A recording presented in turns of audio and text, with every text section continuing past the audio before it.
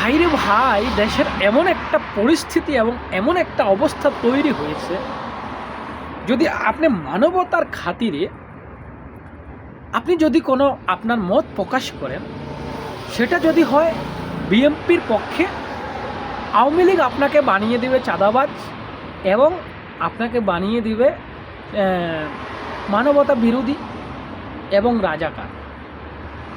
আর যদি আওয়ামী লীগের পক্ষে হয়, তো বিএনপি আপনাকে ঘাড় ধরে বানিয়ে দিবে আওয়ামী লীগ। এই অবস্থা থেকে আমরা যদি বেরিয়ে না আসতে পারি না, তাহলে আমাদের দেশের কেন, আমাদের নিজেদের কল্যাণে আমরা কোনো কিছু করতে পারবো না। তো এই অবস্থা থেকে বেরিয়ে আসা দরকার। সবার বাক স্বাধীনতার জন্যই কিন্তু এত কিছু। তো যদি আপনার বাক স্বাধীনতাই না থাকে, তো কী লাভ এত কিছু করে, এত প্রাণহানি?